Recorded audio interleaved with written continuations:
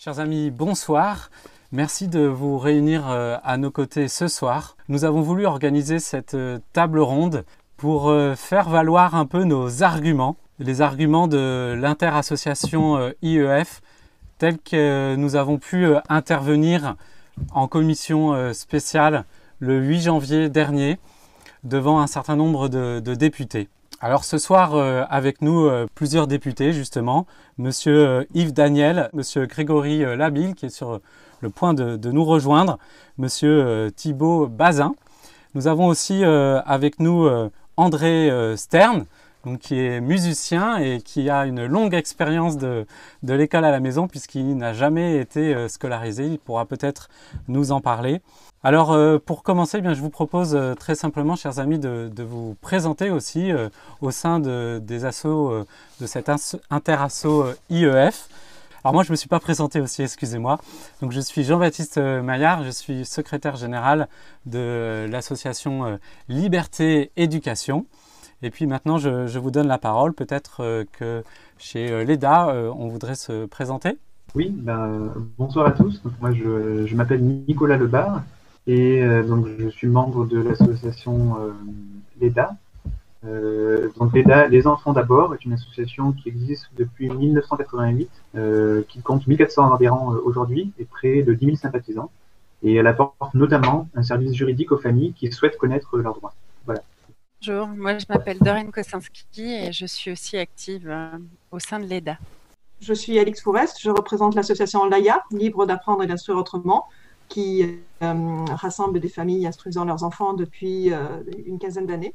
Nous comptons environ 500 adhérents et plus de 4000 sympathisants. Bonjour, donc Thérèse de Louvel pour l'association CISE, donc Choisir d'instruire son enfant. Donc une association qui a été créée en 1998 par 3 mères de famille qui souhaitaient informer et soutenir les familles qui faisaient le choix de l'instruction en famille. Donc, je me suis engagée très rapidement dans CISE et aujourd'hui, je suis administratrice à l'association, avec les mêmes objectifs et notamment défendre l'école à la maison qui est gravement menacée aujourd'hui. Bonjour, Julie Larcher de Félicia. Donc, c'est un collectif qui a été fondé en 2016. Qui vise à regrouper en fait des acteurs de l'enseignement indépendant, donc surtout de l'instruction en famille, donc on groupe des associations locales. Moi, c'est Mélodie Charon-Marotto.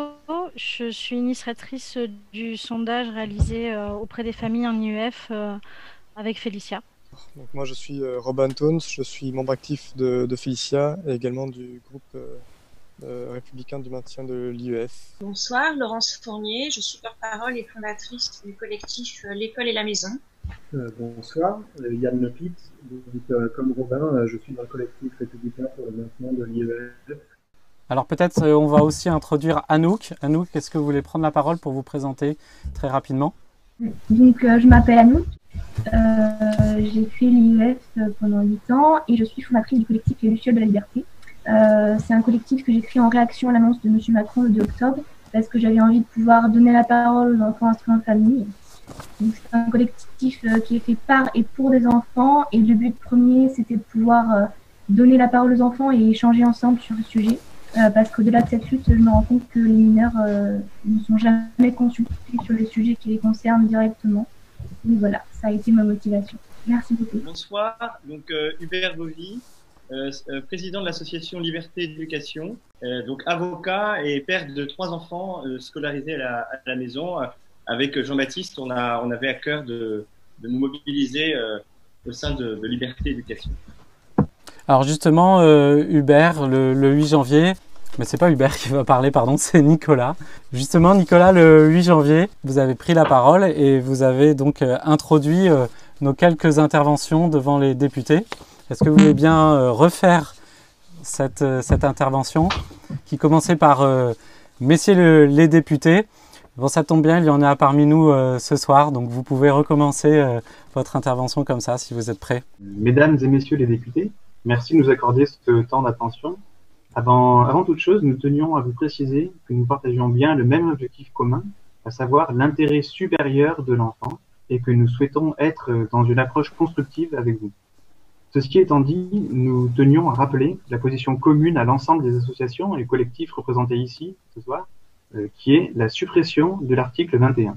Nous parlons ici d'une voix commune au nom des associations que nous représentons. Nous ne vous en prenons pas que l'instruction en famille est encadrée par la loi, qu'elle est soumise au régime déclaratif, qu'elle fait l'objet d'un contrôle de la mairie tous les 2 ans et d'un contrôle pédagogique par l'Éducation nationale tous les ans. Elle a été l'objet de restrictions encore l'année dernière lors de la loi pour une école de la confiance, dont il n'y a d'ailleurs pas encore eu de bilan. De plus, selon M. Blanquer, le 18 juin 2020 au Sénat, nous étions arrivés à l'équilibre juridique.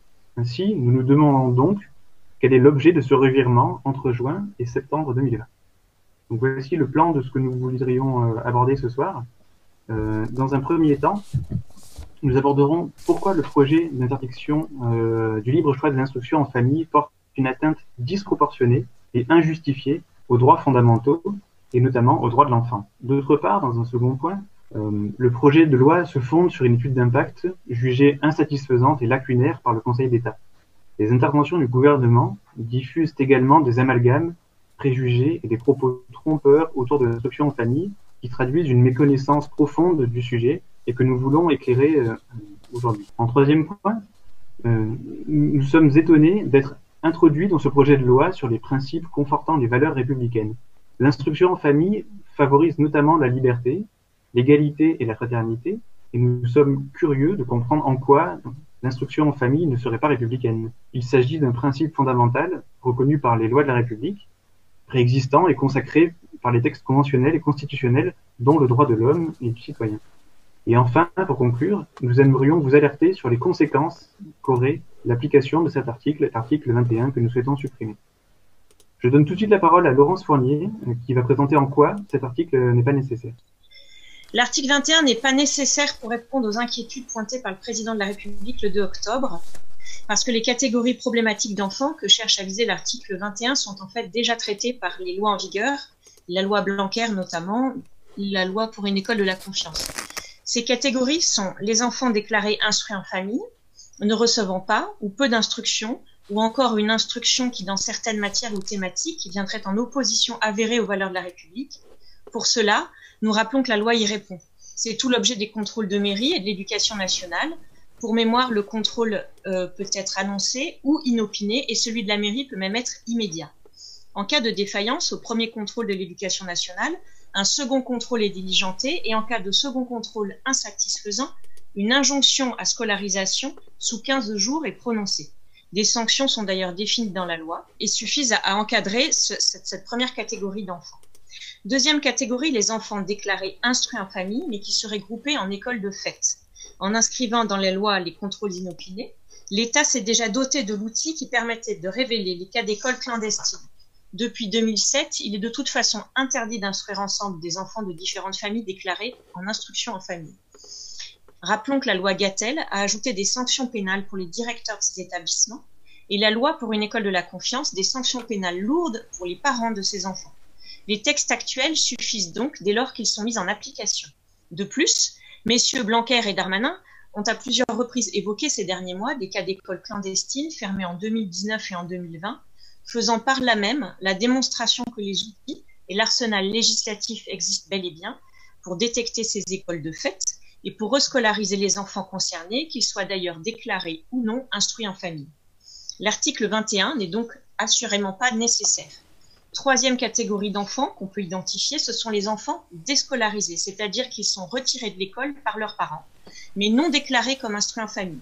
Cette catégorie d'enfants ne relève donc pas de l'instruction en famille, puisqu'ils ne se déclarent pas, et ne sont pas contrôlés comme tels. Ces enfants tombent en revanche sous le coup de l'article de loi qui régit l'absentéisme scolaire, l'article L131-8, et c'est bien au ministère de l'Éducation nationale, aux établissements scolaires, de prendre enfin leurs responsabilités pour suivre ces enfants. Enfants qui d'ailleurs, je le rappelle, du fait de leur période de scolarisation, ont un INE, sont connus des services de l'éducation nationale. L'article 21, encore une fois, ne fera rien pour ces enfants, mais il supprimera une liberté pour tous les autres. Interdire l'instruction en famille aux enfants qui se déclaraient comme tels jusqu'à présent n'empêchera pas cette catégorie d'enfants de poursuivre dans la voie que leurs parents ont choisie. Enfin, dernière catégorie, les enfants que M. Darmanin se plaît à nommer les enfants fantômes. dont on fait grand cas, mais pour lesquels on ne nous a jamais donné aucun chiffre, ni à nous, ni aux députés, ni aux médias. Des enfants qui n'ont jamais été scolarisés, ni jamais déclarés comme instruits en famille, et qui donc, aux yeux de l'Éducation nationale, n'ont aucune existence. Cette catégorie sort totalement de l'instruction en famille, elle ne nous concerne en rien. Avec l'article 21, les enfants fantômes le resteront. Qui pourrait faire aujourd'hui raisonnablement la démonstration qu'en nous imposant de scolariser nos enfants, jusqu'alors instruits de manière satisfaisante en famille, nos bilans de contrôle annuels en attestant chaque année, ces enfants ne seraient plus fantômes. L'instruction en famille n'a rien à voir avec ces enfants. Le régime déclaratif ou d'autorisation de l'instruction en famille ne changera rien à la situation de ces enfants-là. Il s'agit d'appliquer la loi existante, singulièrement l'article L131-6. Dans tous ces cas, minoritaires, rappelons-le, l'article 21 n'apporte aucune solution. Merci beaucoup Laurence. On va donner la parole maintenant à Yann Lepitte sur pourquoi l'article 21 est contre-productif. En fait, on a pu remarquer, et ça a un peu changé lors de la séance très récente du 22 janvier à l'Assemblée, on est sur un régime d'autorisation, toujours dans l'article 21, et on a le quatrième point, pour ceux qui sont bien au fait, qui s'est un peu élargi. Néanmoins, c'est vraiment quelque chose qui est très faible finalement comme évolution, puisqu'on reste sur quelque chose qui ressemble un peu à une usine à gaz pour traiter en fait l'essentiel des familles qui font l'instruction en famille de manière correcte. L'étude d'État disait en conclusion, l'étude d'impact disait en conclusion qu'il fallait offrir une garantie aux familles qui respectent la loi et qui font l'instruction en famille correctement, qu'elle n'ait pas de problème avec le prochain régime qui se mettra en place. Et ce qu'on voit, c'est que ce régime d'autorisation, en fait, si on prend l'exemple du CNED réglementé actuellement, risque de poser problème puisque c'est très long. Il y a beaucoup d'inégalités entre les départements suivant les DAZEN qui donnent ou pas les autorisations, selon les critères.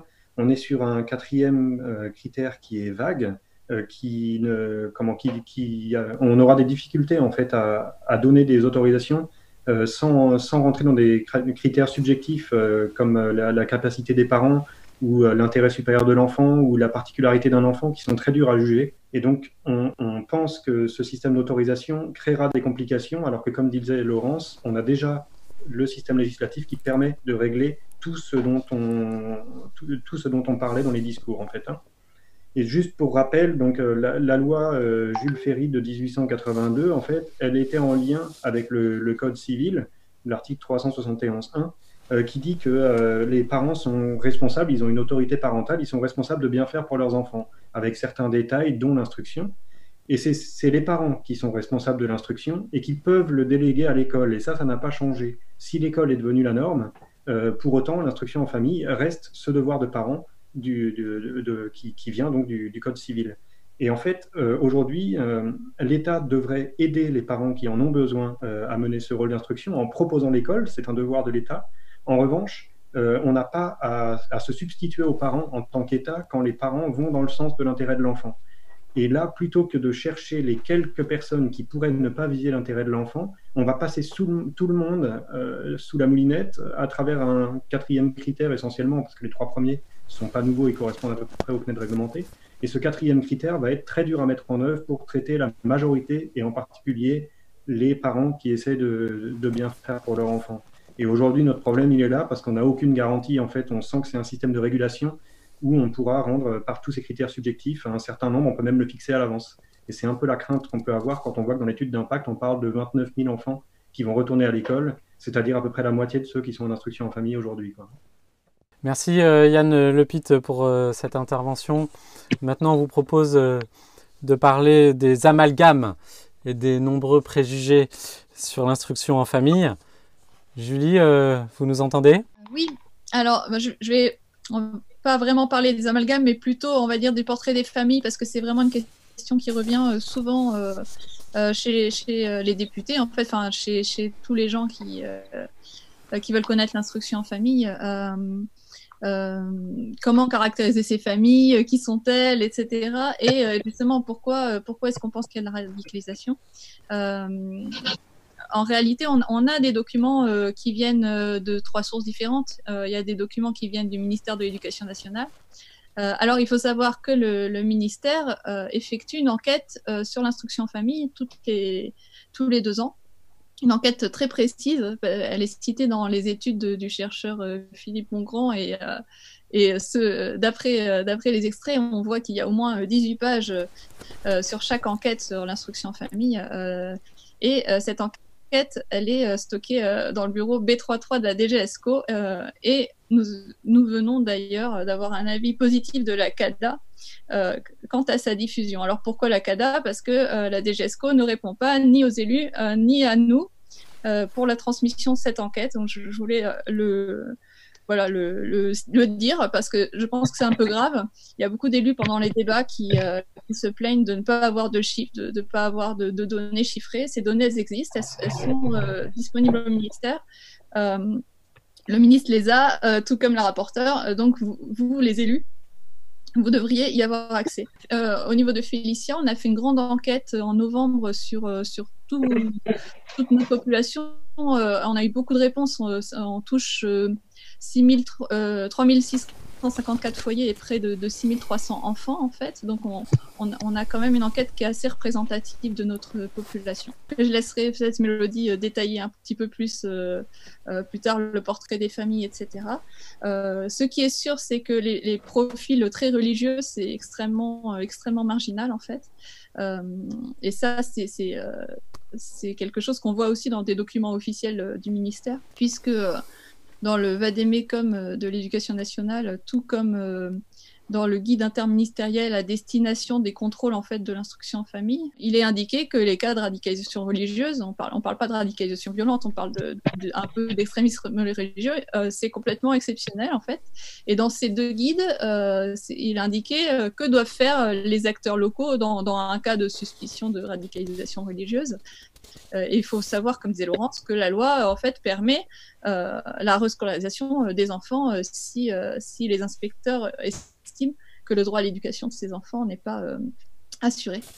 Je vais développer les atteintes constitutionnelles et conventionnelles, donc surtout les atteintes à la jurisprudence de la Cour européenne des droits de l'homme qu'impliquerait l'application de l'article 21. Tout d'abord, une remarque. Si cet article avait été déposé par voie d'amendement, il aurait eu toutes les caractéristiques d'un cavalier législatif.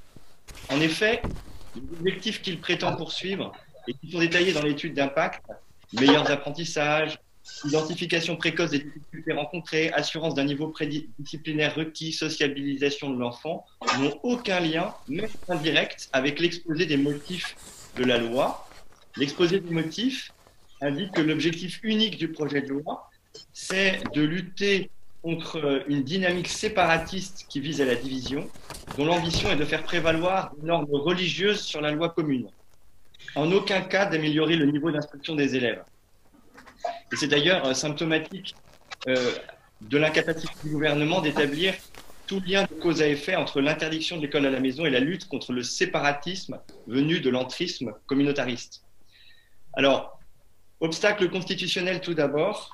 Le Conseil constitutionnel a déjà reconnu comme composante de la liberté d'enseignement l'existence de l'enseignement privé, l'octroi de financement public en relevant le respect dû au caractère propre de ces établissements. Pour quelles raisons ne suivrait-il pas le Conseil d'État lui-même? En effet, en 2017, le Conseil d'État, dans une décision du 19 juillet, avait jugé que le principe de la liberté d'enseignement implique le droit pour les parents de choisir pour leurs enfants des méthodes alternatives à celles proposées par le système scolaire public, y compris l'instruction au sein de la famille. J'invite les députés à lire les conclusions du rapporteur public Emmanuel Corteboucher à propos de cet arrêt. Chaque fois que le Conseil d'État a dégagé un principe fondamental reconnu par les lois de la République, il a toujours été suivi par le Conseil constitutionnel. Et rappelons également que cette possibilité de faire l'instruction en famille résulte d'une volonté très forte de Jules Ferry lui-même, qui indiquait qu'il fallait respecter l'éducation domestique. Il le dit à plusieurs reprises et j'appelle également les députés à relire les débats parlementaires de la loi de Jules Ferry. Or, si l'instruction à domicile est soumise à régime d'autorisation, elle devient inconstitutionnelle dans son principe. Jamais aucune liberté reconnue par les lois de la République, jamais aucune liberté fondamentale ne peut être soumise à un régime d'autorisation. Toutes ces libertés fondamentales, comme la liberté de manifestation, la liberté de la presse, sont à chaque fois soumises au régime de la déclaration. Il en est de même également pour la liberté des écoles libres. Ils sont soumis à un régime déclaratif. Et même si l'instruction à domicile n'était pas reconnue comme un principe fondamental reconnu par les lois de la République, il faudrait que l'atteinte portée à cette liberté connue de longue date soit nécessaire et proportionnée. Or, l'avis du Conseil d'État lui-même constate que les carences concerneraient une très faible proportion de situations et que l'augmentation du nombre d'enfants instruits en famille et les difficultés en termes de moyens pour les services académiques ne sont pas de nature à justifier la suppression de la liberté pour les parents de recourir à ce mode d'instruction. Donc on voit bien que le Conseil constitutionnel risque, sur ce fondement, de censurer cet article 21, mais il existe également un obstacle conventionnel.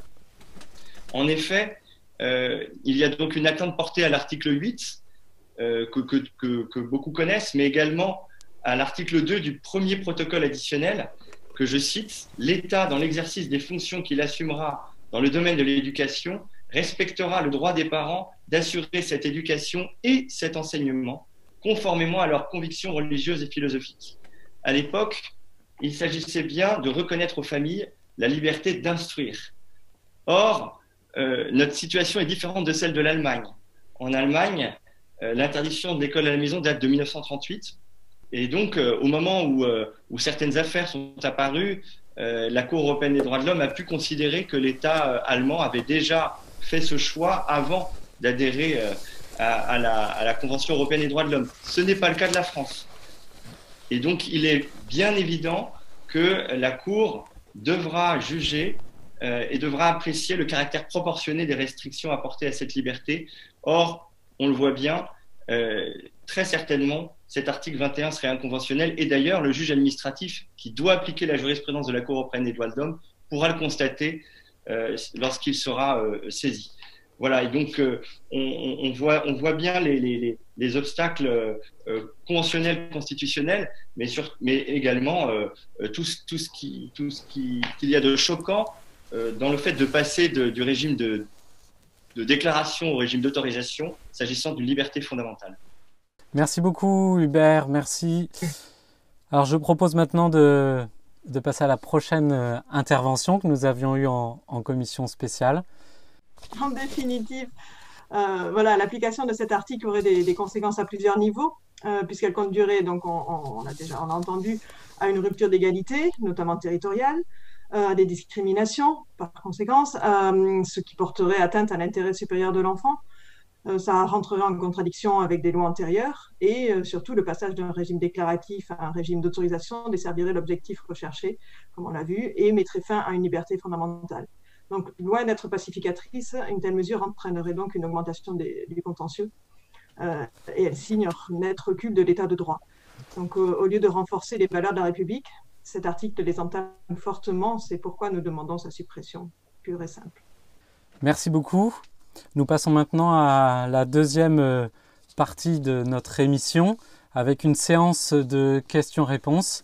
Nous avons fait un travail au sein de l'Interasso pour choisir seulement 7 questions parmi toutes les questions qu'on nous pose régulièrement. Donc là, on sort un petit peu de l'audition en commission spéciale, mais il nous a semblé bon d'y répondre assez succinctement. Et puis, en dernière partie, on interrogera les députés qui sont avec nous ce soir pour leur poser aussi des questions et leur demander comment ils se positionnent par rapport à ce projet de loi. Alors, première question de cette séance de questions-réponses. Quels sont les liens entre l'instruction en famille et la radicalisation? Je vais prendre la main parce que cette question, c'est effectivement une très bonne question qu'on s'est posée assez rapidement après le discours des Mureaux. On allait poser la question au ministère de l'Intérieur, qui nous a réorienté vers le ministère de l'Éducation, qu'on a dû voir 2 fois et qui nous a lui réorienté vers l'étude d'impact. On regarde ce qu'il y a dedans et effectivement, je vois des chiffres. On remarque qu'il y a 62 000 enfants en IEF, très bien. Ah, là, il parle de 2 écoles de fête qui ont été découvertes en Seine-Saint-Denis. Bon, moi, ce qui m'embête, c'est qu'on parle encore d'exemples, mais ce ne sont pas des vrais chiffres. D'autant plus que ces exemples auraient été plus pertinents s'ils n'étaient pas dans une zone où la criminalité est un peu haute et la scolarisation un peu difficile. Du coup, je continue l'étude d'impact et là, on me dit que l'IEF est en augmentation depuis plusieurs années et notamment pour des raisons dues à des volontés séparatistes. Bon, il y a déjà quelque chose, mais là encore, c'est dommage parce qu'il n'y a ni source ni chiffre. Ça m'embête un peu. Là encore, ça m'intéresse pas qu'on me le dise, ça m'intéresse qu'on me le montre, ça m'intéresse qu'on me le prouve. Parce que je peux dire exactement l'inverse. Je peux dire que, par exemple, l'IEF augmente parce qu'il y a un phénomène de popularisation. Bon, sauf que moi, en fait, c'est pas juste des mots, ce sont des mots qui sont appuyés par des recherches de scientifiques. Mais ça, j'y reviendrai un peu plus tard. Les informations de radicalisation sont remontées à la CPRF. Mais il n'y a toujours pas de chiffre qui est avancé là-dedans. Et il y a un dernier chiffre à la fin de l'étude d'impact en ce qui concerne l'instruction famille, c'est qu'à l'issue de l'application de la loi, il resterait 20 à 30 000 enfants qui pourront continuer à être instruits. Bon, là, c'est déjà un peu plus sévère parce qu'on parlait de 62 000 enfants en instruction famille, il en restera, on va dire, maximum 30 000. Donc, ça vise déjà 32 000 enfants, plus d'un enfant sur deux. C'est un peu lourd parce que moi, quand je regarde la situation autour de moi, un enfant sur deux radicalisé, ça me paraît un peu bizarre, un peu énorme quand même. Du coup, je vais voir où est-ce que je peux chercher ailleurs. Et je vais commencer par regarder dans les rapports qui existent au ministère de l'Éducation. On a le Vademecum de 2020. Et dans son chapitre 11, il parle de l'instruction en famille, de la radicalisation. Et là, il lie les deux en précisant que la radicalisation, le risque de radicalisation dans l'instruction en famille est quelque chose d'exceptionnel. Bon, c'est pas vraiment ce qu'il y a mis dans l'étude d'impact. Et ce constat-là, il est conforté toujours par cette étude, par ces chercheurs, donc Philippe Bongrand et Dominique Glassman, en fait, qui ont travaillé sur l'instruction en famille en 2018, et qui arrivent à cette conclusion. Il y a des cas qui existent, mais c'est exceptionnel. Et ce sont eux qui expliquent pourquoi est-ce qu'il y a une augmentation du nombre d'enfants en IEF, qui est de la popularisation, de la publicité positive, et tout simplement le fait que les gens connaissent de plus en plus l'IEF, qui reste un phénomène très peu connu en France. Bon, à côté de cette étude, nous avons aussi des parlementaires qui ont fait des travaux là-dessus, qui ont fait plusieurs rapports, qui ont fait des rapports sur la déscolarisation, des rapports sur la radicalisation au milieu public, dans les écoles, la lutte contre l'islamisme. Alors tous remarquent que le phénomène de l'instruction en famille, il est en hausse. Il y en a certains qui attestent qu'il y a des dérives qui existent, c'est vrai, il y en a, il faut le reconnaître, mais que l'IEF n'est pas un problème en soi, à l'inverse des écoles clandestines par exemple, ou des enfants hors radar, dont on parlait plus tôt. Et globalement, les rapports ils vont préconiser déjà de ne pas stigmatiser l'IEF pour les quelques exceptions qui existent. Il y a aussi la vision du terrain, la vision qui vient du terrain avec les inspecteurs qui ont émis une petite publication en novembre 2020.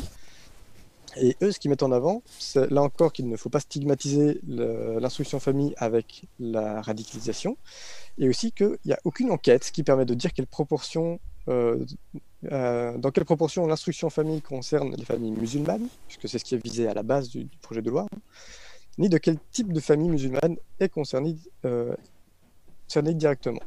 Donc pour eux, on ne peut pas vraiment savoir. Et si je reviens ensuite vers le ministre de l'Éducation, Monsieur Jean-Michel Blanquer, lui, qu'est-ce qu'il a dit? En février 2019, il a dit que passer un régime d'autorisation, c'était anticonstitutionnel, mais voilà, le lendemain, il a dit qu'il y avait 3 000 enfants sur 30 000, là encore, sur les 30 000 qui sont séparatistes. Du coup, on revient à ces 10%, les fameux 10%, j'imagine, qui sont dans l'étude d'impact. En juin 2020, il dit qu'on a un bon équilibre juridique. Alors, il précise cette information-là sous serment. Et en octobre 2020, après le discours des Mureaux, il rappelle qu'il y a 5 000 enfants radicalisés sur les 5 000. Donc on est toujours sur le 10%, on est toujours avec le même régime législatif, mais cette fois-ci, on doit l'interdire. Et en décembre 2020, ainsi qu'en janvier 2021, il explique les évaluations. Mais juste, il sait qu'il y a plusieurs milliers d'enfants concernés. Ces outils d'évaluation, ou je ne sais pas sur quoi ils se basent, mais nous, on aimerait bien les savoir. Mais du coup, on lui a demandé ces chiffres. Donc Julie a parlé tout à l'heure de la CADA. Effectivement, avec André Stern qui est ici présent, on lui a adressé un courrier pour savoir quels étaient ces fameux chiffres, quels étaient en tout cas ce qui justifiait le changement de ton entre, je rappelle, l'équilibre juridique qui est mentionné sous serment en juin 2020 et la nécessité de passer une interdiction, ce qui est la base du projet, en octobre 2020, donc même pas 4 mois plus tard. Merci beaucoup. On va passer à la deuxième question.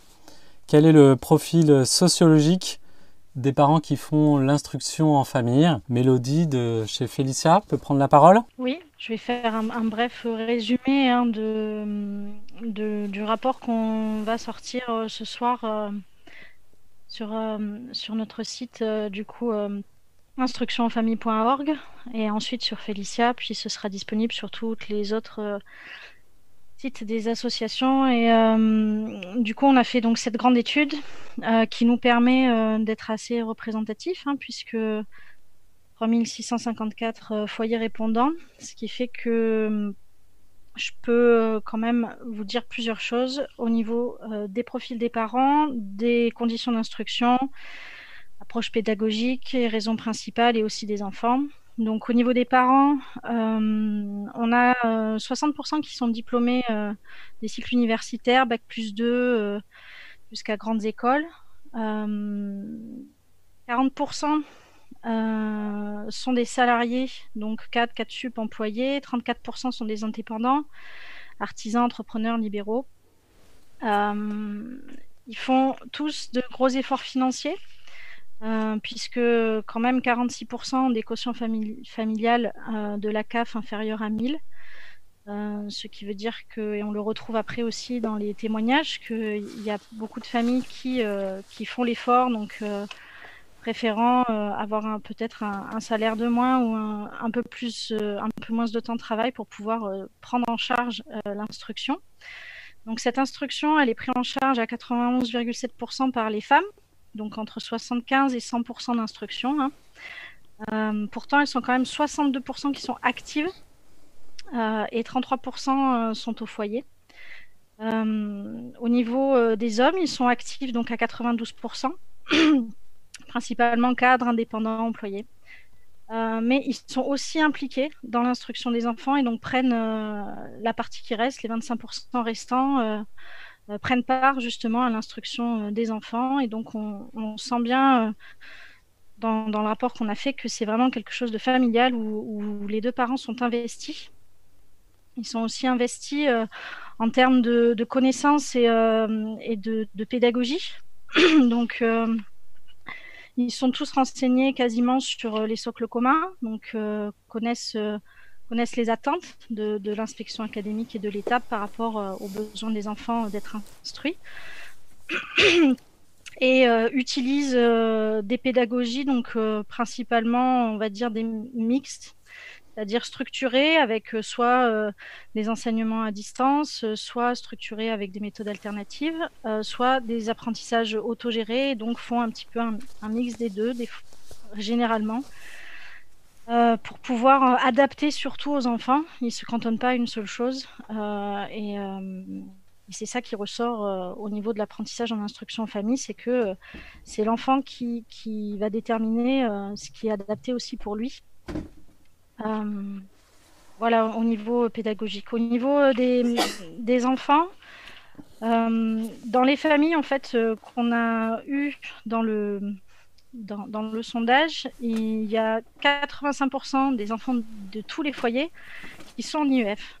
Ça veut dire qu'il y a encore une partie des enfants dans ces foyers-là qui sont à l'école. Donc on voit bien qu'il n'y a pas de barrière et de rejet de l'école, que c'est justement l'instruction de famille permet d'adapter en fonction des enfants et des besoins, et que l'école n'est pas forcément un frein pour toutes les familles. Voilà, au niveau des enfants, donc il faut quand même rappeler avec la loi de 2019 que l'abaissement de l'âge obligatoire fait que cette année on se retrouve avec 32% d'enfants qui sont en cycle 1, donc entre 3 et 5 ans. Ce qui fait que ça peut aussi expliquer l'augmentation des chiffres. Et à ce niveau-là, 63% sont en cycle 2 et cycle 3. Principalement, en fait, on retrouve les enfants maternels et primaires. Une fois qu'ils sont au collège et au lycée, il y a peut-être plus besoin de faire forcément l'instruction en famille, où les enfants n'ont pas forcément fait ce choix. Voilà, parce qu'on remarque beaucoup que les parents ce qui leur est important, c'est le bien-être de leurs enfants. Donc, l'intérêt supérieur de l'enfant, c'est vraiment ce qui ressort dans ce rapport. 88% des parents souhaitent suivre les motivations individuelles et les rythmes d'apprentissage des enfants. Et souhaitent à 85% que les enfants développent leur curiosité par l'expérience et la découverte d'un concret. Donc vraiment, c'est axé sur l'enfant. Voilà. Il y a quand même quelque chose qui ressort aussi, c'est l'environnement à l'école, qui est pour 78% des parents encore un petit peu pas adapté, trop de violence éducative ordinaire ou d'agression. Donc ça freine beaucoup les parents. Donc peut-être tous ne sont pas réfractaires à rescolariser si les enfants sont consentants, mais il y a des choses à voir pour améliorer les conditions et justement répondre à l'intérêt supérieur de l'enfant qui pour une partie des parents n'est pas encore le cas dans le cadre scolaire.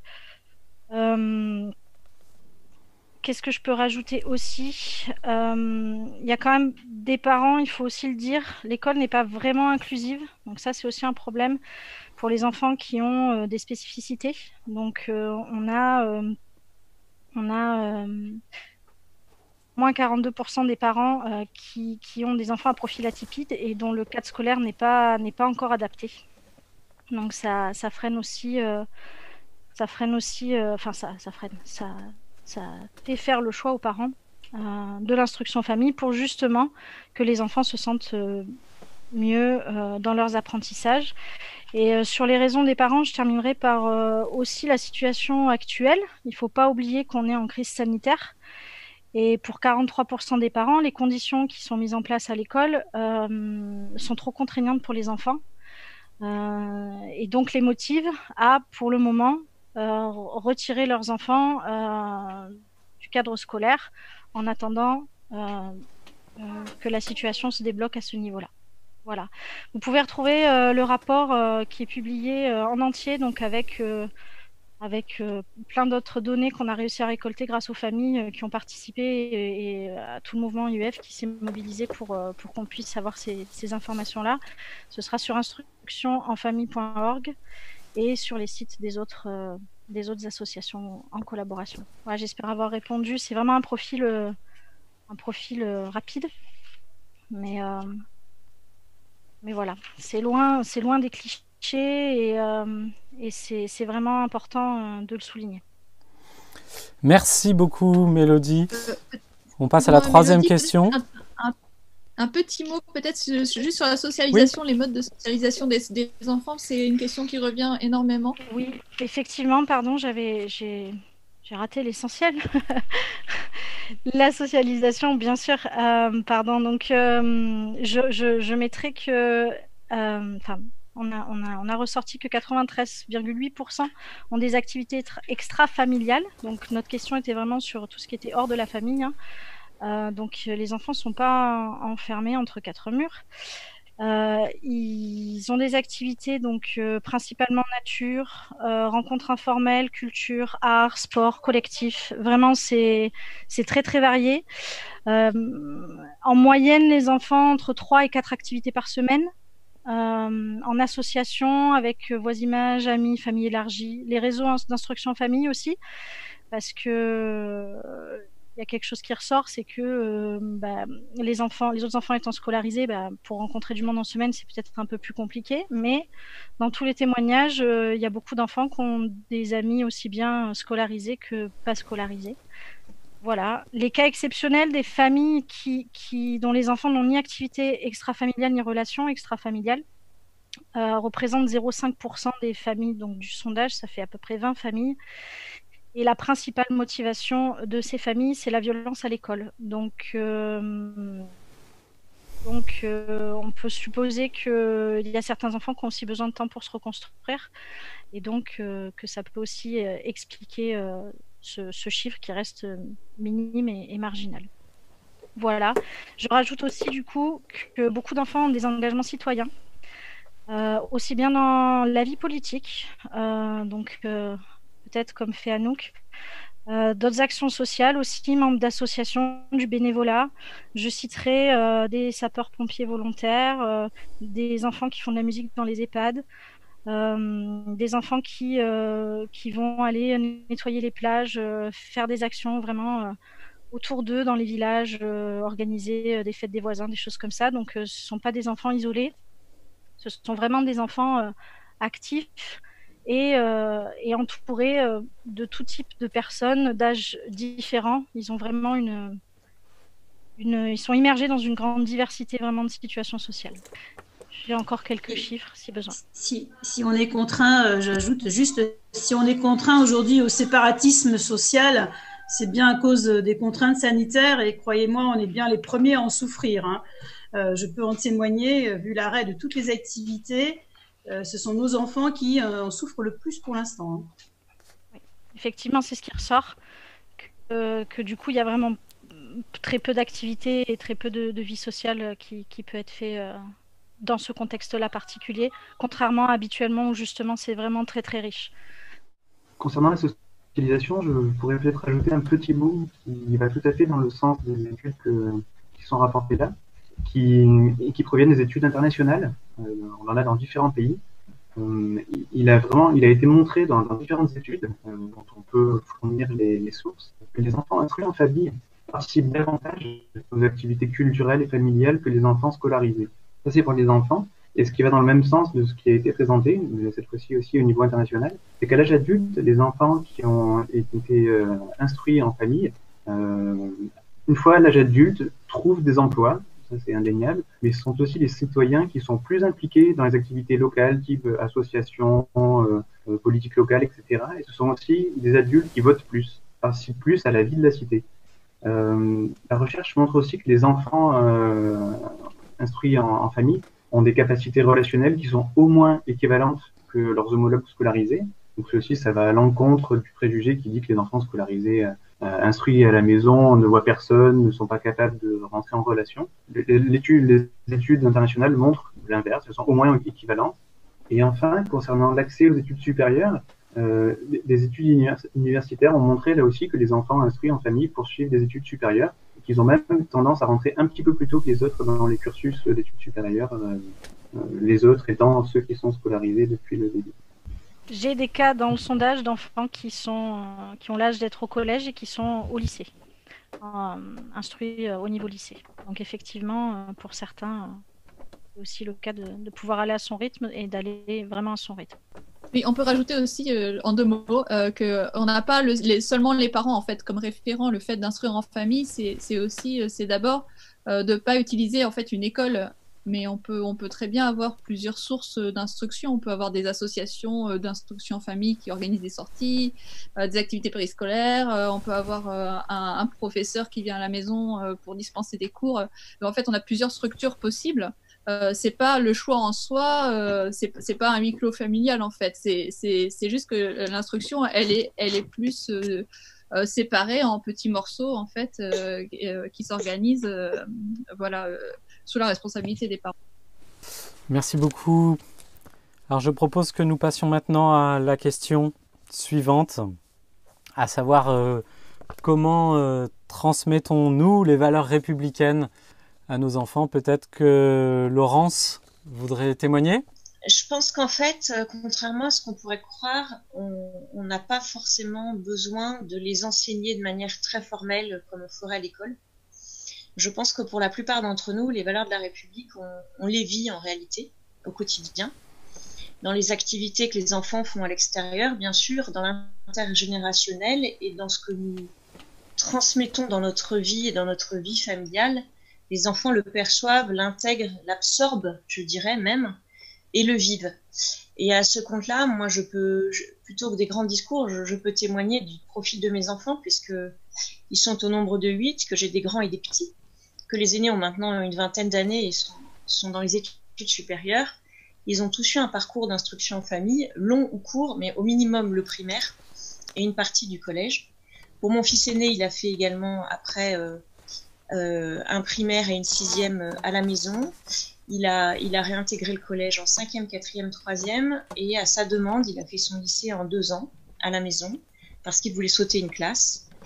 Et à l'issue de ce parcours essentiellement instruit en famille, il a choisi de s'engager dans les chasseurs alpins. Voilà, il était militaire et il est décédé l'hiver dernier en montagne. Donc je trouve que comme ennemi de la République, on a vu pire. Ma fille suivante, elle est en droit, pour être professeur-chercheur en droit. La suivante souhaite être assistante sociale. J'ai un autre enfant qui veut être militaire. Donc en fait, ils sont tous instruits en famille. Ils veulent tous servir la France d'une manière ou d'une autre. Donc c'est juste un témoignage qu'on n'est pas des ennemis de la République et que même on peut l'aimer et la servir en étant instruit en famille. Merci beaucoup Laurence. Je propose qu'on continue tout de suite avec la 4e question, qui est l'instruction en famille est-elle une liberté fondamentale? Hubert Vauvy en a déjà longuement parlé pendant l'audition le 8 janvier dernier, mais peut-être qu'il peut rajouter un tout petit quelque chose? Oui, le cadre général, c'est justement ce que j'indiquais en introduction, c'est le régime déclaratif. Une liberté fondamentale, on ne demande pas la permission de l'exercer. C'est absolument essentiel. Et c'est ce qui, par exemple, avait conduit le Conseil d'État, le Conseil constitutionnel en 1971 à rappeler eh bien qu'une association qui avait liberté d'association, et donc on ne pouvait pas autoriser une association, elle existait et toutes les associations se déclarent et existent. Voilà, donc ce cadre, il est fondamental. Et donc, soumettre une liberté fondamentale à autorisation, c'est faire disparaître cette liberté fondamentale. Puisque, en fait, on fait dépendre la liberté d'un arbitraire. Alors, évidemment, on nous dira qu'il y a une égalité de traitement, mais on sait très bien, enfin moi je suis avocat, je le vois tous les jours, que les appréciations de l'État sont variables selon les territoires et que le juge, la jurisprudence, elle est toujours imprévisible. Donc, et la jurisprudence, elle arrive très très tard. Donc on aura peut-être une jurisprudence dans 5 ou 10 ans sur ce régime d'autorisation qui aura complètement étouffé la liberté fondamentale. Et peut-être que dans 5, 10, 15 ans, on aura une réponse de la Cour européenne des droits de l'homme qui pourra nous soulager un tout petit peu. Mais on aura détruit cette liberté fondamentale. Puisqu'une liberté, elle est d'abord la liberté d'un choix. Et lorsqu'on regarde la nouvelle version du projet de loi, et on n'a aucun alinéa qui permet aux parents d'exercer véritablement un choix. À chaque fois, c'est un cas très limité. Et ce quatrièmement qui est un petit peu élargi, effectivement, on a vu qu'il ne comporte plus l'interdiction pour les parents de faire valoir leurs convictions philosophiques ou religieuses. Sans doute les députés ont considéré que c'était trop contraire à la Convention européenne des droits de l'homme. Il n'empêche que c'est l'existence d'une situation propre à l'enfant. Or, les parents, dans le cadre d'une liberté fondamentale, ils doivent simplement pouvoir choisir. Et choisir, ce n'est pas possible dans le cadre actuel. Merci beaucoup Hubert. Passons tout de suite rapidement à la 5e. Quelle est donc la problématique du gouvernement finalement sur cette question? Alors, je peux à nouveau y répondre. Désolé si je n'ai pas la caméra pour cette fois-ci. Je vais aller assez vite là-dessus. Je vais aller assez vite parce qu'il y a des choses qui ont déjà été dites. Laurence, il me semble, a déjà mentionné toutes les craintes qui étaient mises en avant et qui sont en fait déjà couvertes par la loi. Et quand je posais la question, ce qui s'est passé entre juin 2020 et octobre 2020, on a une partie de la réponse, je pense, mais ce qui est déjà rappelé aussi par le gouvernement et par l'étude d'impact et par des parlementaires, c'est un moment que le nombre d'enfants en instruction en famille, il augmente. Il augmente beaucoup, et nombreux sont ceux qui parlent d'une augmentation inquiétante. Il y a l'augmentation inquiétante d'une part, et il y a un manque de moyens aussi, d'autre part, qui ne permet plus en fait de contrôler efficacement l'instruction en famille. Et en fait, ça Ça se voit dans le projet de loi, dans l'article 21 aujourd'hui, tout simplement parce que l'article 21 aujourd'hui, il ne sert plus à cibler telle ou telle famille, il sert de filtre. Il va filtrer donc énormément de familles juste pour pouvoir permettre d'endiguer, on va dire, la croissance du phénomène. Merci beaucoup Robin. Effectivement, on voit tout de suite la difficulté. Et finalement, c'est aussi la question des contrôles. Et ça me permet tout de suite de faire la transition avec la 6e question. Quel est l'arsenal juridique dont les pouvoirs publics disposent déjà? Je propose à Armelle de l'association UNI, que j'ai oublié de présenter tout à l'heure. Si vous voulez vous présenter aussi, eh bien on vous écoute. Oui, bonsoir. Alors, je représente l'association UNI, qui est une association qui est investie dans l'entraide et la coopération entre les familles scolarisantes et celles qui ne scolarisent pas. On est un peu à la croisée des chemins. On est ouvert à tous ceux pour qui l'instruction doit se faire dans le respect et l'épanouissement de l'enfant. Et du coup, à l'heure actuelle, on apporte conseil et aide à plus de 5400 familles adhérentes et à plus de 11 700 personnes sur un groupe Facebook dédié. Pour répondre à la question sur l'arsenal juridique, à l'heure actuelle, est-ce qu'il est véritablement nécessaire que nous ayons autre chose? J'aurais tendance à dire non, pour la simple et unique raison que les lois dont on dispose aujourd'hui devraient être suffisantes. En l'occurrence, il y a déjà un contrôle de mairie qui se fait tous les 2 ans, où la mairie demande aux familles quelle est la raison du choix de l'instruction en famille, où il demande également un peu l'organisation de la famille et s'il y a quelque chose à mettre en place au moment du contrôle de l'éducation nationale, si les enfants ont des problématiques de santé notamment. C'est un contrôle qui normalement a lieu avant le contrôle de l'éducation nationale, de sorte à aider l'inspecteur d'académie à se préparer à ce contrôle. Et ensuite, donc, tous les ans, il y a un contrôle de l'éducation nationale sur est-ce que l'enfant reçoit bien une instruction conforme à ses droits. Alors, en ce qui concerne les retours de la mairie, on sait que seulement 1,4% des familles feraient l'instruction en famille pour des raisons religieuses, c'est-à-dire que ça représente même pas 400 familles sur la totalité des 62 000 enfants dont nous parle à l'heure actuelle l'éducation nationale. Donc effectivement, il n'y aurait pas besoin d'augmenter la législation puisque ces familles-là sont déjà identifiées par les mairies. Et en ce qui concerne les contrôles de l'éducation nationale, nous savons que nous avons plus de 98% de retours qui sont favorables de la part des inspecteurs. D'ailleurs, les inspecteurs eux-mêmes témoignent de la non-nécessité d'augmenter les législations. Par contre, ce qu'on comprend, c'est qu'il y a des soucis dans les moyens, c'est-à-dire que les inspecteurs ne peuvent pas contrôler toutes les familles tous les ans parce qu'ils n'en ont pas nécessairement les moyens. Merci beaucoup Armelle. Alors on voit bien finalement que le régime d'autorisation ne répond pas au problème, comme l'expliquait aussi Yann Lepitte tout à l'heure. Et je vous propose qu'on prenne une dernière question très rapidement, puis après on donnera la parole aux députés présents avec nous ce soir.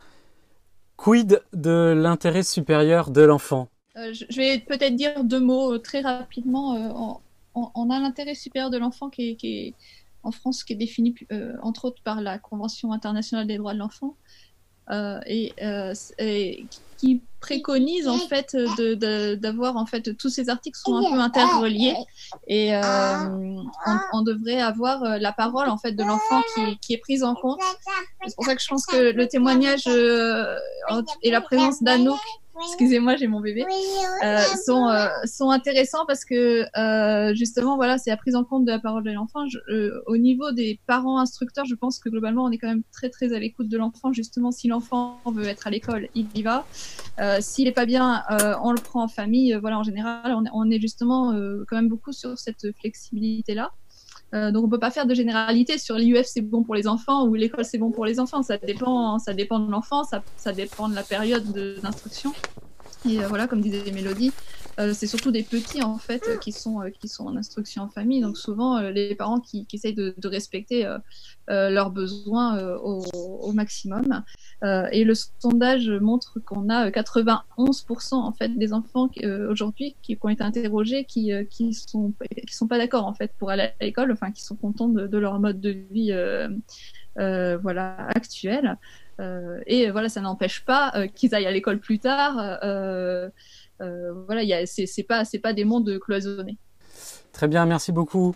Alors on passe à la dernière partie, question aux députés, ou plutôt question des députés présents avec nous. Avec nous donc ce soir, monsieur le député Yves Daniel, député de la Loire-Atlantique. Et puis on a aussi monsieur le député Grégory Labille, député de la Somme. Voilà, peut-être que l'un des deux voudrait prendre la parole pour poser une question de son choix, soit à l'interassociation, soit une association en particulier. On a aussi parmi nous ce soir, comme je l'ai dit en introduction, André Stern, qui est musicien et qui a fait toute sa scolarité à domicile et qui a beaucoup de choses à dire sur le sujet peut-être. On a aussi d'ailleurs la trésorière de Liberté Éducation qui est avec nous et qui a suivi une grande partie de sa scolarité avec le Centre national d'enseignement à distance. Voilà, vous pouvez aussi poser d'autres questions plus ouvertes à qui vous voulez. Vous avez la parole. Alors moi, je veux bien prendre la parole, Monsieur Maillard. Je vous en prie. Donc, le député Labille. Donc, je voulais tout d'abord vous remercier de m'avoir invité à cette soirée. Je vous ai beaucoup écouté. Il paraît qu'on ne peut pas faire deux choses en même temps, mais comme ce soir, je dois envoyer un mail à une 50aine d'enseignants qui ont accepté une visio vendredi, n'est-ce pas, Laurence Fournier? J'ai beaucoup de boulot, donc je vous ai quand même écouté. Je voulais dire aussi à André Stern que les familles EF, elles m'ont donné tellement de boulot depuis 3 mois, j'ai toujours pas lu son bouquin, alors que j'ai lu les 10 premières pages, c'est un bouquin intéressant, mais je ne peux pas avancer. 24 heures, c'est trop court. Moi, j'ai pas de questions en particulier pour les familles. Vous savez que je soutiens le principe de la liberté d'instruction, parce que c'est bon, je pense que la plupart ont déjà entendu ce que j'ai déjà dit, mais c'est quelque chose que j'ai vécu il y a une quinzaine d'années. Je suis moi enseignant depuis 30 ans, et comme la plupart, je vous ai dit, j'ai lancé un appel sur les réseaux sociaux pour demander des témoignages d'enseignants. Là, je suis assailli, je suis arrivé à 50. Je veux pas que la visio elle dure encore 6 heures comme la dernière fois avec les enfants, n'est-ce pas, Anouk? Mais je suis bien sûr l'actualité, ce qui se passe à l'Assemblée nationale. Je découvre, puisque moi je suis arrivé début octobre, et j'ai participé à une commission qui, sincèrement, à la fin, j'étais un petit peu déçu. Après beaucoup d'heures de débat, pour avoir rejeté l'ensemble de nos amendements, hormis un, qui permet de reporter, si cette loi est votée en Assemblée nationale, si l'article 21 est voté tel qu'il est là, on a quand même réussi à faire en sorte de le reporter d'1 an, et ça ne serait effectif qu'à la rentrée 2022. Mais je pense quelque part qu'on leur tirait une épine dans le pied, puisque on sait très bien que le temps que la loi se mette en place, les inspecteurs sont en pleine élaboration des cartes scolaires, et donc c'était inimaginable de mettre ça à la rentrée dès 2021. Donc ils ont accepté cet amendement-là parce que ça les arrangeait, mais rien de plus, quoi. Donc et comme j'ai dit à certains d'entre eux, je pense que on n'a pas été malin sur le coup. On aurait dû envoyer nos amendements à Madame Brugera, et elle les aurait présentés, ils auraient voté pour les amendements. Mais ça, c'est peut-être le manque d'expérience. Je suis un petit peu naïf aussi. Donc, j'ai pas de questions particulières. Vous pouvez compter sur moi pour continuer à utiliser, même s'il y a d'autres sujets à l'Assemblée nationale à défendre. Mais on va aller jusqu'au bout. Et puis, je donnerai rendez-vous donc samedi à 17h avec des enseignants. Là, je peux pas en accepter d'autres parce qu'on est déjà trop nombreux. Et j'ai proposé d'ailleurs à Anouk d'être en simple spectatrice. Regardez un peu ce qui s'échange entre des enseignants. Ils m'ont en amont envoyé leurs propres témoignages. Et moi qui suis un enseignant avec 30 ans d'expérience, il y a des choses, il y a des témoignages qui sont vraiment très, très, très bien. Je ferai un montage. La vidéo, elle sera envoyée à l'ensemble des députés avant que l'article 21 soit mis au vote. Et j'espère que parmi les députés qui sont encore un peu réticents, certains prendront le temps de lire cette vidéo avant de voter, et ils ne pourront pas dire qu'ils ne savent pas pourquoi ils sont votés.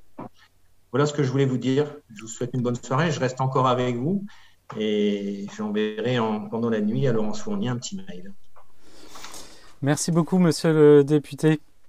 Alors, j'ai oublié, Oui, pardonnez-moi, un député dans ma liste, donc monsieur Thibault Bazin.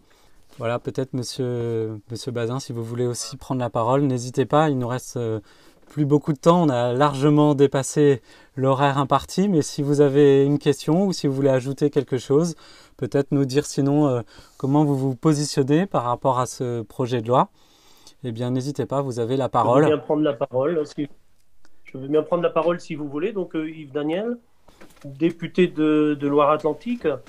Alors moi, je ne suis pas issu du monde de l'enseignement.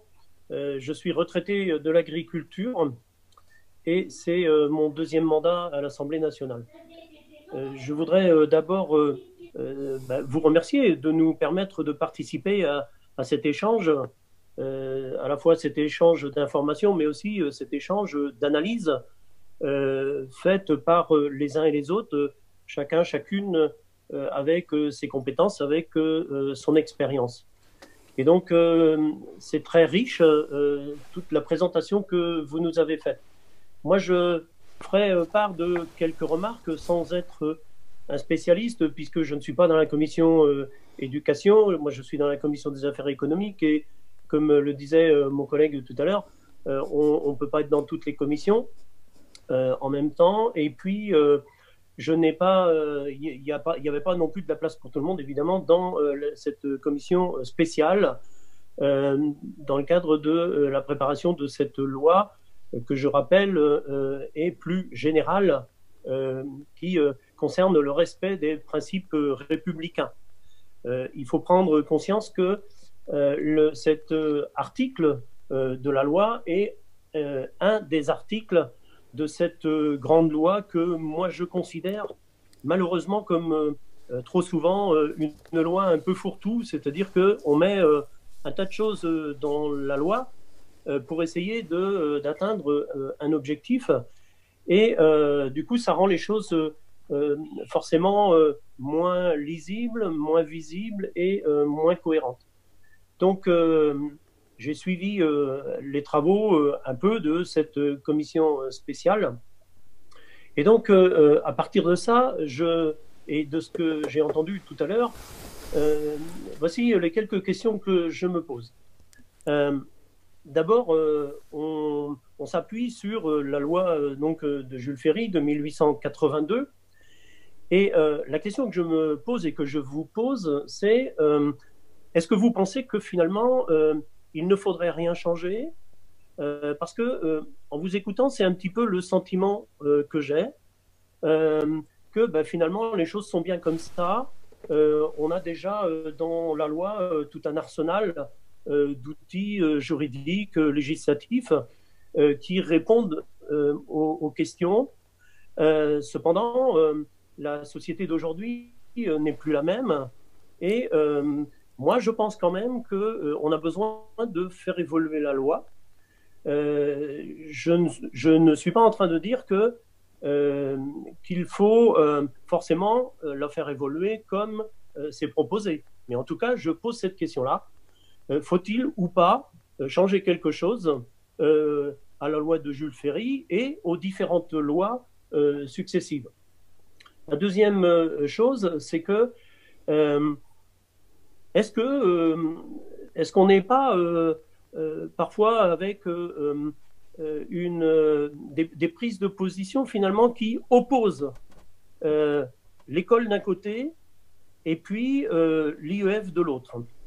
Donc finalement, est-ce qu'il n'y a pas de la complémentarité, ce qui fait le lien avec le fait de changer ou pas quelque chose, et que moi, je crois qu'il y a des choix qui sont faits également par les familles, ce libre choix que je défends également, parce que l'école n'est pas forcément adaptée aux contraintes de la société d'aujourd'hui et des besoins éducatifs et de formation de nos jeunes, de nos enfants et de la société aujourd'hui.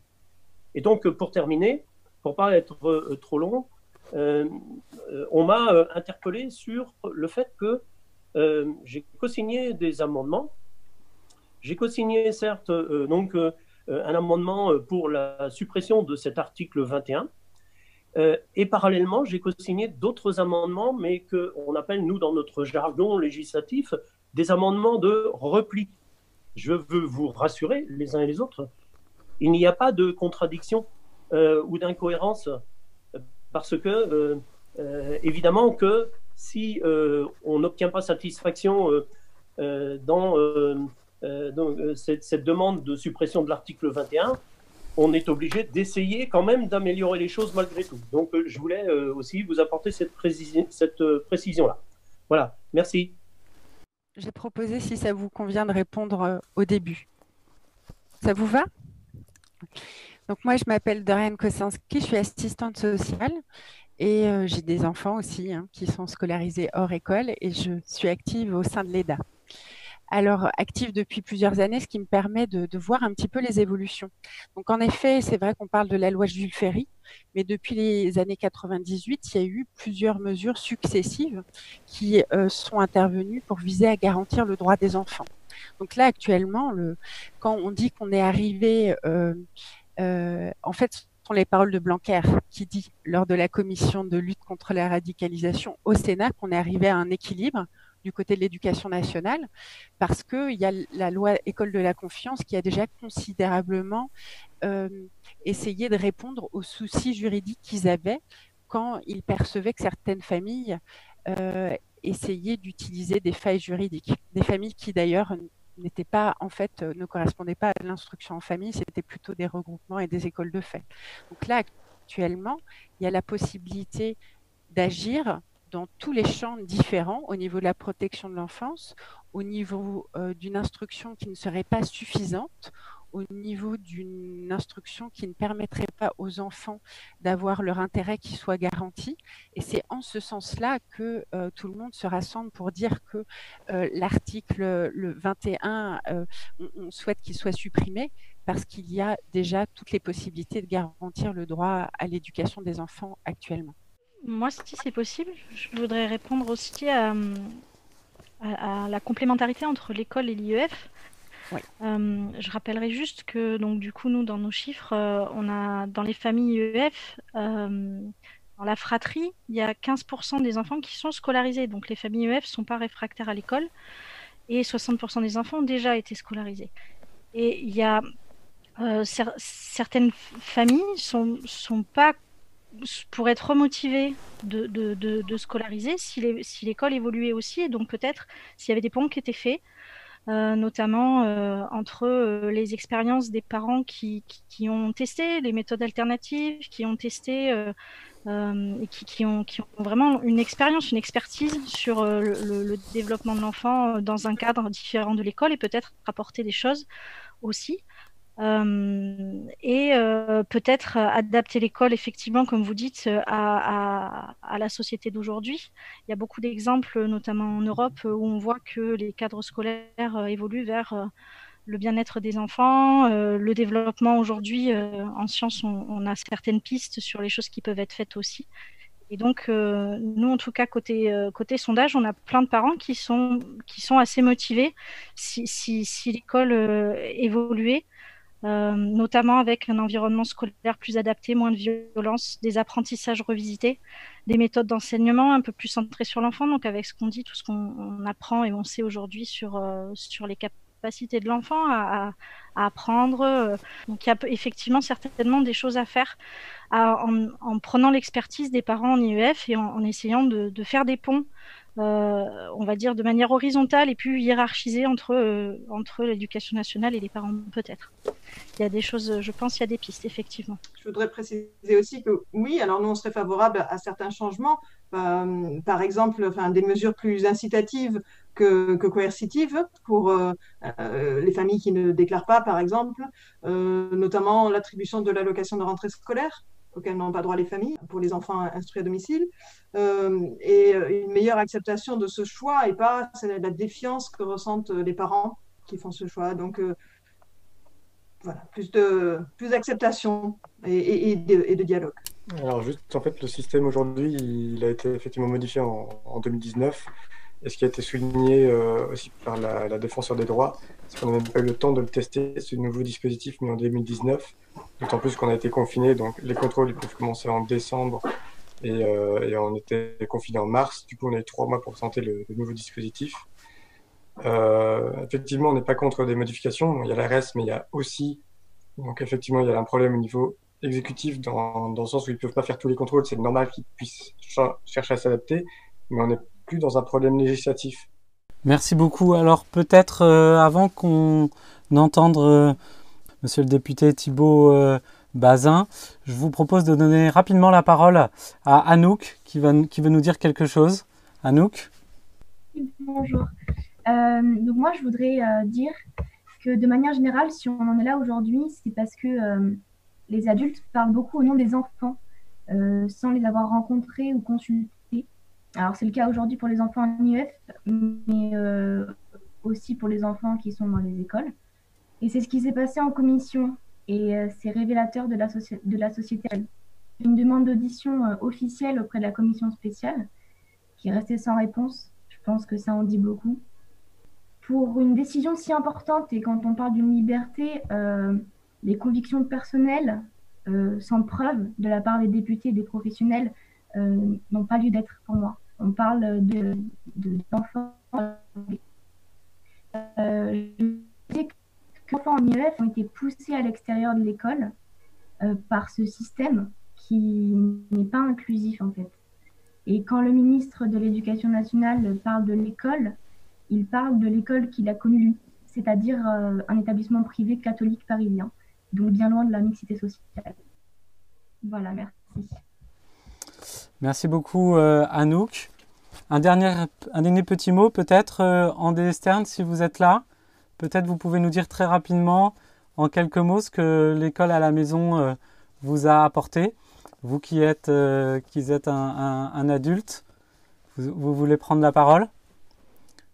Voilà, sinon j'en profite pour dire, en attendant que vous preniez la parole, que nous avons réalisé, avec un certain nombre d'associations IEF, une vidéo de parents et d'enfants qui font l'école à la maison. Vous pouvez la retrouver sur la chaîne YouTube de Liberté Éducation. Voilà, je vous donne la parole. Alors merci, bonsoir, je vais tâcher de faire très rapidement. Ça m'a apporté la chance qu'on m'ait posé beaucoup de questions et du coup que j'ai eu à réfléchir à cette enfance qui avait été ce qu'il y a de plus banal et de plus naturel pour moi. Et du coup j'ai eu à réfléchir à beaucoup de choses et puis je suis devenu moi-même père d'enfants non scolarisés également qui sont donc dans la deuxième génération. Ce que ça m'a apporté, je ne quantifie pas, je ne mesure pas, je n'étalonne pas. Ce que je peux dire en tout cas, c'est que cette enfance-là m'a amené, à cause des questions qu'on me posait, à m'intéresser à tout ce qui est science autour de l'éducation et autour de l'enfance d'une manière générale, ce qui m'a amené à être, comme Anouk, un de ceux qui portent la voix des enfants. Et m'intéressant à toutes les sciences autour de l'éducation et de l'enfance, j'ai commencé à pouvoir compiler tout ça en des réflexions et des études très passionnantes sur comment nous apprenons, comment nous n'apprenons pas, pourquoi nous n'apprenons pas en tant qu'humain et pas en tant que scolaire ou non scolaire. Et ce qui est évident, c'est qu'on a découvert de nos jours que je vais pas vous faire, malheureusement on n'a pas le temps là, et j'aurais voulu à certaines occasions pouvoir intervenir sur tout ce que dit la science autour de l'apprentissage. Mais ce qu'il y a d'évident, c'est que notre moteur d'apprentissage numéro 1 est également le moteur numéro 1 dans toutes nos entreprises plus tard dans la vie, même en tant qu'enfant, mais plus tard. Il y a un seul moteur aux apprentissages et aux grandes actions, c'est l'enthousiasme. Or, l'enthousiasme, c'est une chose que l'on ne peut pas modérer, on ne peut que l'éprouver ou l'interrompre.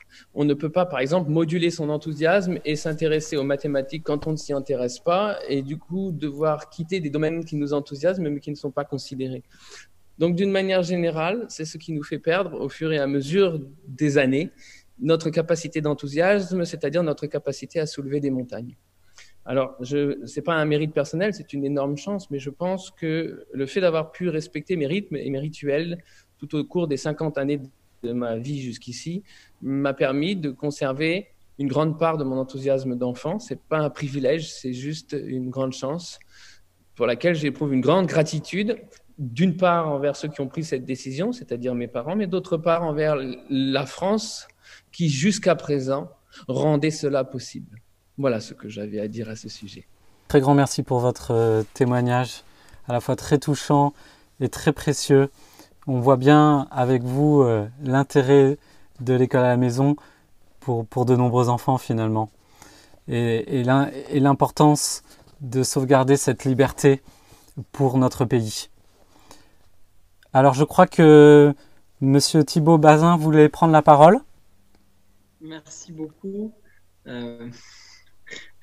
Je suis vraiment impressionné par la qualité des échanges, la pédagogie que vous avez pu avoir ce soir, avec ce jeu auquel vous vous êtes prêté de questions-réponses, sans éviter, j'allais dire, les questions qui reviennent régulièrement et qui peuvent faire douter ou en tout cas interroger un certain nombre de collègues. J'ai rencontré, pour ma part, je suis un député lorrain, j'ai été surpris et touché de rencontrer dans des permanences décentralisées ou à ma permanence des parents qui étaient donc d'âge peu avancé, alors que d'habitude on a plutôt des personnes âgées qui viennent à nos permanences ou à nos permanences décentralisées. Et j'ai vu des familles qui venaient de milieux différents, de localités vraiment dispersées, et qui avaient toutes des raisons légitimes de faire ce choix de l'instruction en famille.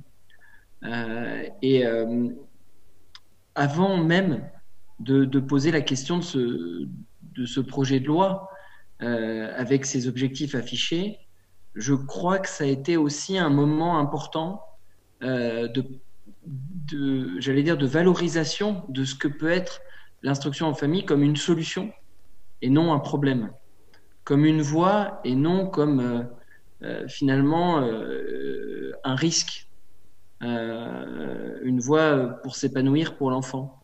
Et j'ai été marqué aussi, une enfant est venue, elle n'était plus enfant, elle était devenue adulte, et elle avait l'air épanouie.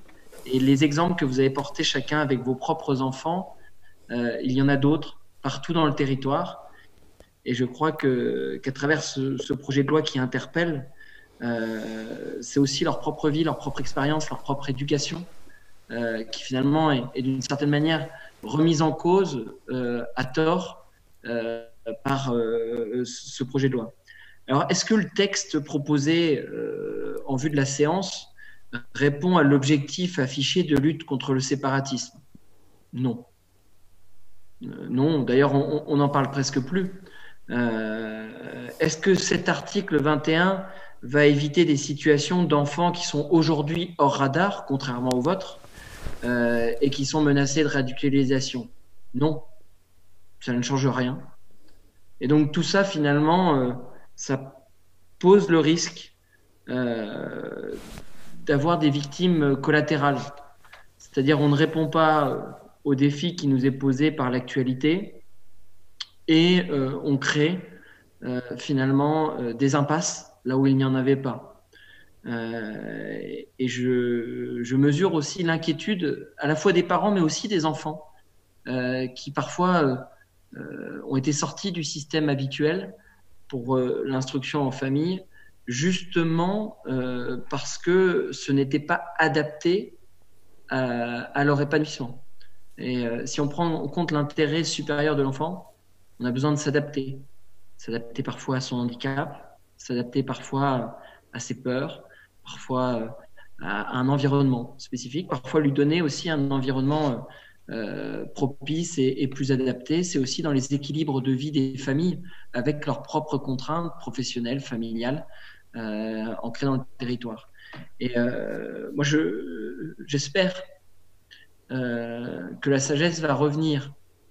Alors, peut-être en séance. Moi, j'ai été exclu de la commission parce qu'à cause de la Covid, on n'a pas le droit de venir participer aux commissions auxquelles on n'appartient pas. Mais le combat est sur un temps long, avec la navette parlementaire, Il y aura un travail au Sénat et parfois ils prennent davantage de recul que les députés qui sont parfois un peu piégés dans leurs propres organisations et l'écho médiatique qui peut exister. On voit bien qu'il y a un écart, un décalage entre ce qui est en train de se passer en ce moment au Parlement et le contexte sanitaire, ce qui fait passer un peu hors radar les enjeux qui sont les vôtres et les enjeux même du projet de loi. Alors qu'on est en train de toucher à des libertés fondamentales et qui ne sont pas négligeables. Je crois que le quoi qu'il en coûte, il ne peut pas s'appliquer en matière d'éducation et d'instruction.